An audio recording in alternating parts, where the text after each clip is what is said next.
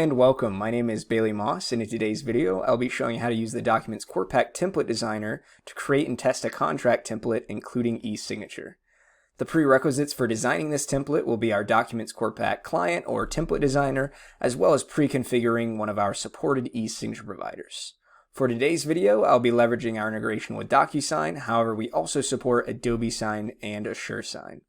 But yeah, let's go ahead and get started. So first things first, I'm going to open up a standard Word document that is an example of one of our contracts or NDAs. And the reason I'm doing that is just so that you don't have to see me copy and paste a bunch of lorem ipsum into something that looks like a contract.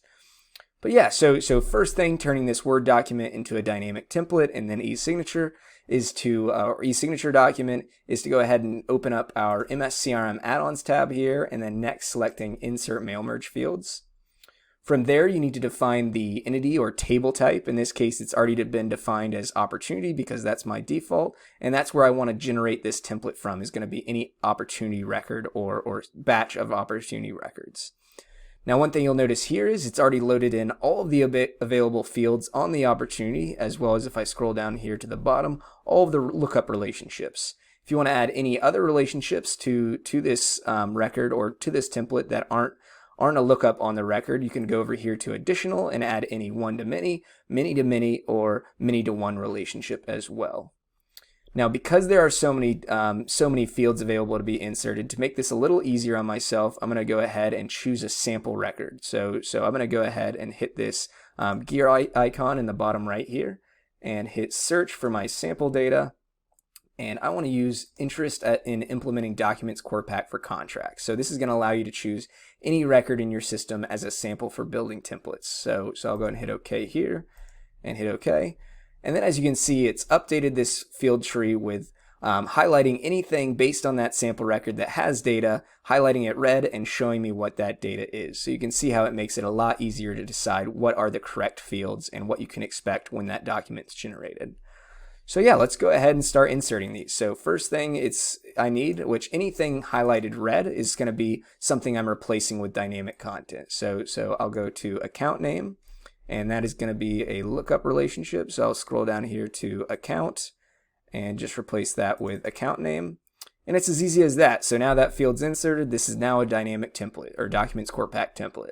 Next, I need the country, and this will be for the account as well will all of these fields in this little block be. So I'll go here and select the country, and now I want the street address. You could also, of course, use the address block. I just wanted specific formatting for this document, so I'll go here and I'll select the street address, and now I need the state and the zip code, and that is going to be the postal code there, and then finally the country again, just to have a full address block there in my specific format. So I'll go ahead and select that there.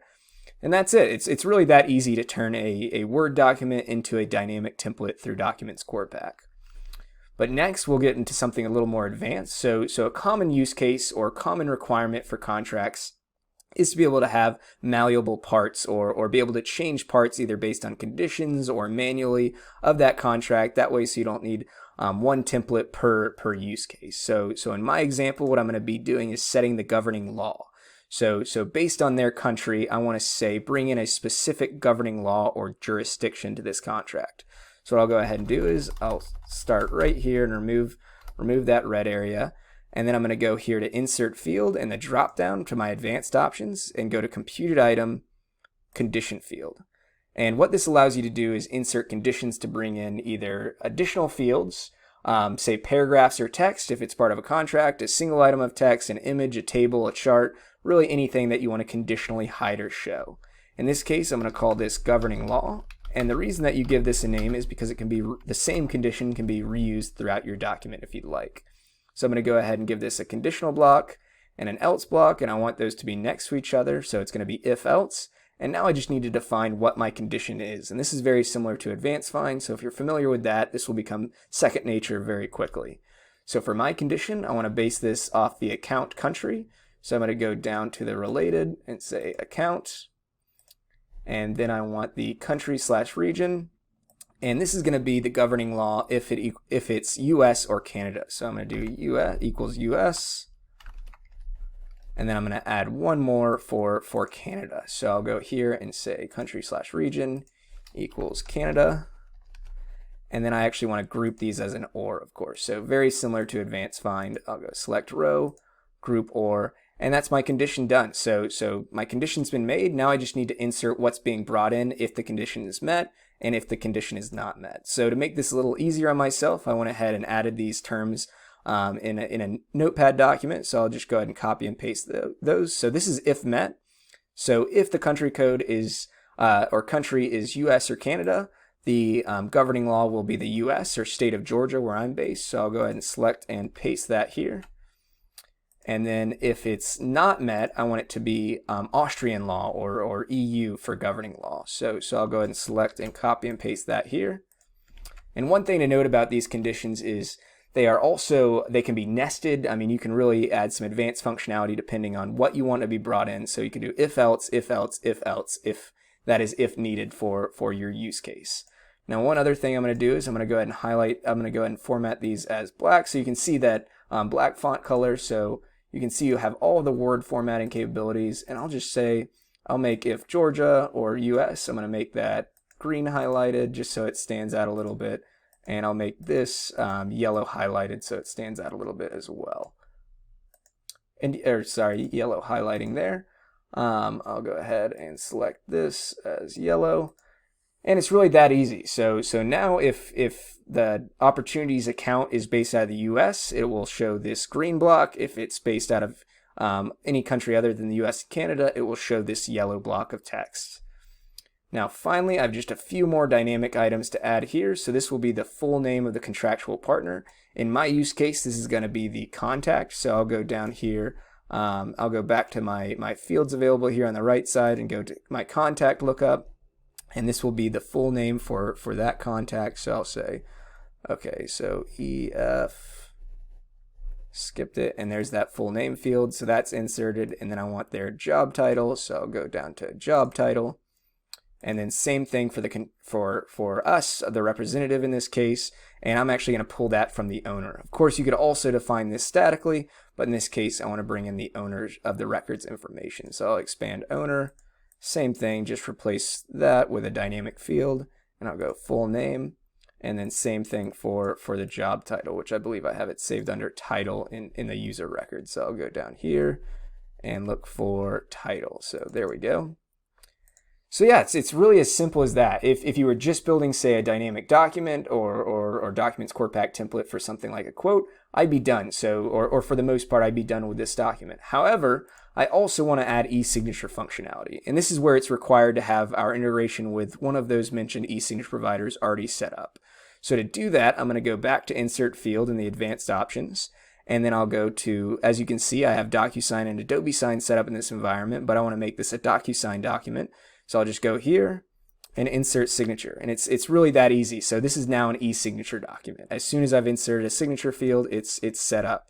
Next, what I want to do is insert a date for that through DocuSign as well. So I want this to have date signed. And then I'll insert another signature block for the second signee. So I'll go to DocuSign, signature, and then one more date signed here. So I'll go date signed. And then I just need to define the sign order and what each belongs to. So I'm going to go here and right click, select field properties. So this is signer 1, that's what I want. And then make sure this is also signer 1. And there we go, signer 1 as well. And I want to make sure that this is defined as signer 2. So I'll go here and say add new one, and that'll be signer 2, and the sign order is set to second. So this person will receive the contracts after the first signs. And I'll go to signer 2 for the date, that way so these match. And yeah, it's pretty much set up. There's only one other thing I want to add to this template, which is going to be the document name when generated. So if I go here to Advanced Template Settings, you can see here you can set the document name both statically and dynamically, but it does require a bit of syntax, but I will place an article on how to set this in the description. But I'll go ahead and do apostrophe, and I'll just say NDA underscore apostrophe, so that's my static text, plus dynamic content, which I want the account name. So I want this to include the dynamic account name there as well. So okay. And yeah, that's it. The template is done. So I'm going to go ahead and go back to my mscrm-addons tab here and hit Save Template. And this is actually saving back to Dynamics. So as soon as saved, it's usable. You can set up one-click actions, call this template from a Power Automate flow using our actions. But yeah, I'll give this a quick template name. So I'll just say NDA example. Oop, don't like that big X. Example, hit save. And now once it's saved back, it's testable. So not only you don't have to test in Dynamics, you don't have to run a workflow or anything like that. I can test this document directly in Word. So I'll go here and I'll select Choose Data. And this will allow me to choose from any opportunity record to test it against. So I'll go here and say, okay, I'll use my same sample record. I'm interested in implementing DocumentsCorePack for contracts. So I'll go ahead and hit select that. And then it's going to generate it locally to show me that it's bringing in the proper information. So you can see here it's brought in the account information and address information. Let's scroll down to that condition and make sure that it's brought in. Yep, so if I scroll back up really quick, you can see that this is US. So it's brought in the correct governing law, and then it's bringing in the signer information as well, and it's going to, of course, hide the sign fields because this hasn't been sent through DocuSign yet. But yeah, that's pretty much it. In addition, we will be releasing further videos on how to automate the generation and sending of this template via one-click action and Power Automate, which we'll also update the description with. But my contact information, along with a link to our website, as well as free trial information, can also be found in the description below.